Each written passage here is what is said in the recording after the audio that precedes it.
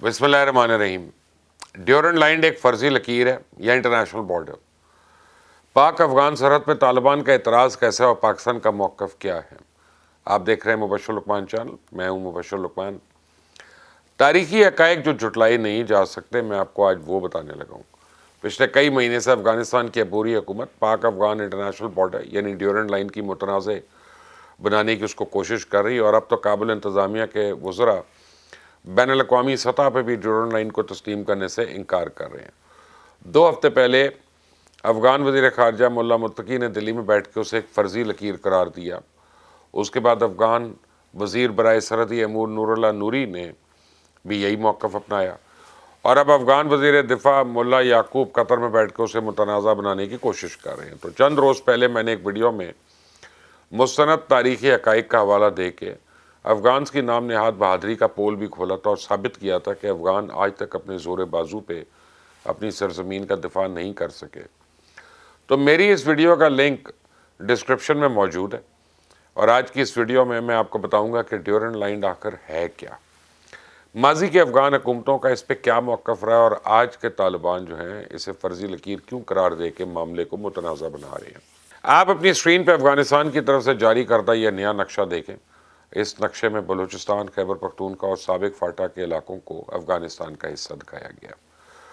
तो अफ़गानिस्तान का दावा है कि अटक तक का इलाका दरअसल अफ़गानिस्तान का हिस्सा है, जो अफ़गानिस्तान ने अंग्रेज़ को 100 साल के लिए लीज़ पर दिया था, और चूंकि इस लीज़ की मुद्दत अब पूरी हो चुकी है, लिहाजा ये इलाके हमें वापस मिलने चाहिए। तो अफ़गानिस्तान ये भी दावा कर रहा है कि अंग्रेज़ ने यह मुआहदा अफ़गानिस्तान की कठपुतली अमीर अब्दुर्रहमान ने किया था, लेकिन चूँकि अंग्रेज़ अब यहाँ से जा चुका है, लिहाजा इस मुआहदे की अब कोई हैसियत बाकी नहीं रही। तो अफ़गान से अपना यह गुमराह कुन दावा 3 मफरूज़ों की बुनियाद पर रखा है। पहला मफरूज़ा ड्यूरन लाइन से मुतल्लिक है। दूसरा मफरूज़ा यह है कि माजी में इन इलाकों में अफ़गानिस्तान हुकूमत कर चुका है, जबकि तीसरे मफरूज़े के मुताबिक अफ़गानिस्तान और पाकिस्तान में बसने वाले तमाम पश्तून अफ़गान हैं। तो अफ़गानिस्तान के तीनों दावे तारीख को मस्क करने की एक भूंडी कोशिश के सिवा तो कुछ नहीं है। ड्यूरन लाइन का मुआहदा तहरीरी शक्ल में आज भी मौजूद है, और इस मुआहदे से मुतल्लिक सैकड़ों किताबें भी लिखी जा चुकी हैं। आज तक किसी भी मुसन्निफ़ या तारीख़दान ने यह दावा नहीं किया कि यह मुआहदा अंग्रेज़ ने ज़ोर ज़बरदस्ती किया था। तारीख़ी हकीकत यह है कि यह मुआहदा अंग्रेज़ की नहीं बल्कि अफ़गानिस्तान के बादशाह अमीर अब्दुर्रहमान की फरमाइश पर किया गया, जिसने ताज बरतानिया को इस मुआहदे के लिए 4 ख़त भी लिखे, और इसकी वजह यह थी कि उस वक्त रशिया और बरतानिया ने सेंट्रल एशिया के साथ मिलने वाली अफ़गान सरहदों का तयन कर लिया था, लेकिन इंडिया के साथ अफ़गानिस्तान की सरहदें बदस्तूर गैर वाज़ेह थी। तो अमीर अब्दुर्रहमान ने अपनी किताब में बार बार फ़ख्र से इस बात का इजहार किया कि इसने इंडिया के साथ अपनी सरहदें वाज़ेह की।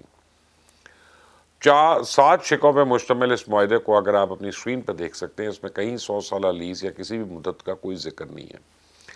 ना ही कुछ ऐसा लिखा गया था कि अफ़गानिस्तान का कोई इलाका बरतानिया को दिया गया। जबकि ड्यूरन लाइन मुआहदे पर दस्तखत हो गए तो उसके बाद सरहदों का तयन करने के लिए 4 कमीशन बने, जिन्होंने 2200 किलोमीटर लंबी सरहद का तयन किया, और इस कमीशन में अफ़गान हुक्काम के अलावा कबायली सरदार भी शामिल थे, जिन्होंने 3 साल लगाकर या 4 साल लगाकर सरहदों का तयन किया।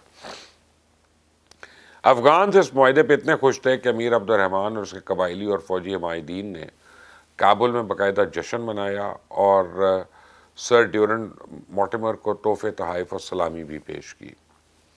अब मैं आपको बताऊं कि ड्यूरन लाइन मुआहदे के नतीजे में हिंदुस्तान को तो अफ़गानिस्तान का कोई हिस्सा नहीं मिला, लेकिन अफ़गानिस्तान को कुन्नड़ से बदख्शां तक हज़ारों किलोमीटर्स पर मुश्तमिल आज़ाद खित्ता काफ़िरिस्तान मिल गया।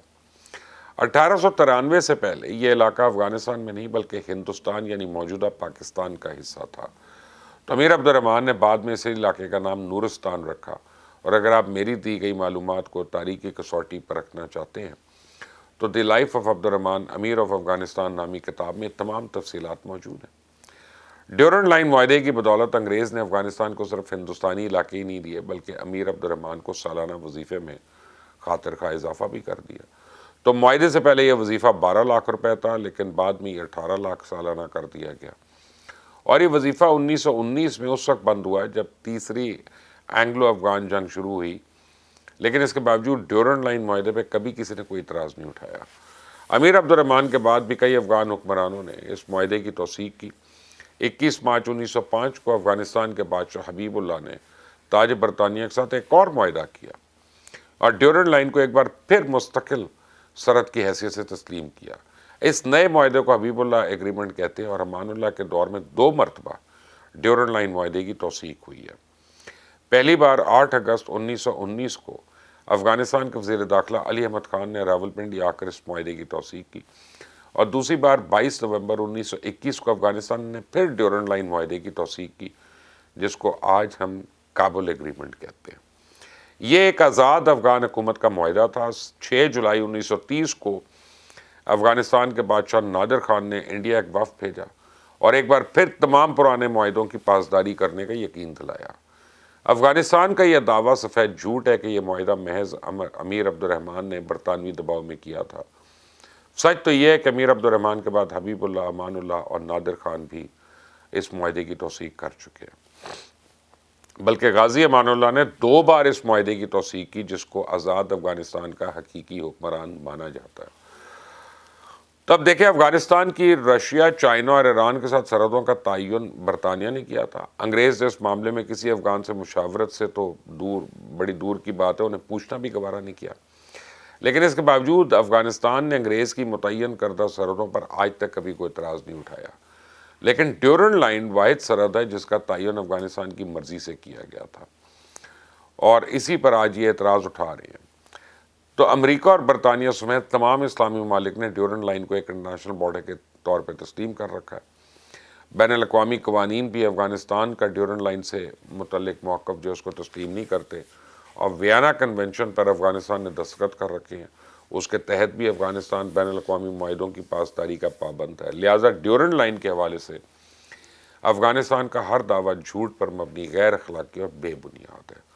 تو افغانستان دوسرا بڑا دعویٰ یہ کرتا ہے کہ چونکہ ان پاکستانی علاقوں پہ حکومت کر چکا ہے، لہٰذا ان علاقوں پہ اسی کا حق ہے۔ اگر افغانوں کا یہ دعویٰ درست مان لیا جائے تو ان کی تاریخ 5000 سال پرانی ہے، تو ان کی 5000 سالوں میں وہ صرف 81 دفعہ ان علاقوں پہ حکومت کر سکے ہیں جن پر یہ اپنا حق جتا رہے ہیں، وہ بھی پنجاب سے جانے والے احمد شاہ ابدالی کے دور میں۔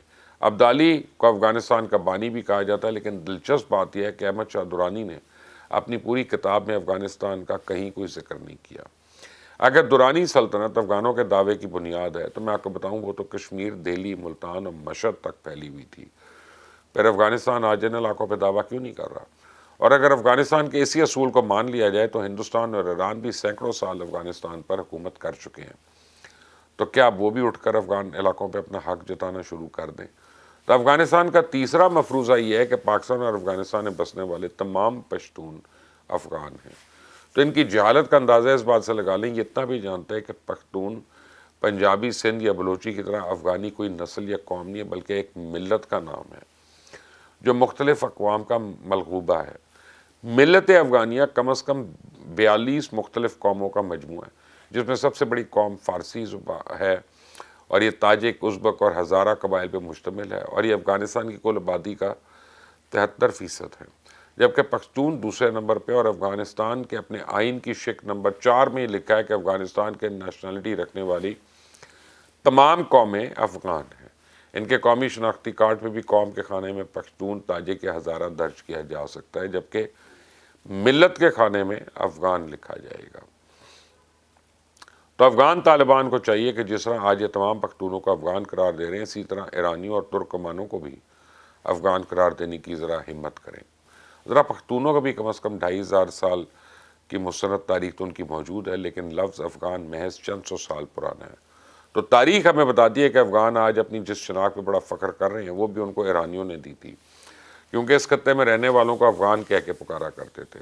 آپ ایک لمحے کو تاریخ بھول جائیں، صرف پشتو زبان کے رسم الخط پہ غور کریں، آپ کو پتہ چلے گا کہ اس رسم الخط میں حرف فے جو ہے سرے سے موجود ہی نہیں ہے۔ تو پھر تمام پختون افغان کیسے ہو گئے؟ افغانستان چونکہ کبھی اتنا طاقتور نہیں رہا کہ طاقت کے زور پہ پاکستان سے اپنی بات منوا سکے، اس لیے ہمیشہ اس نے سازش کی ہے۔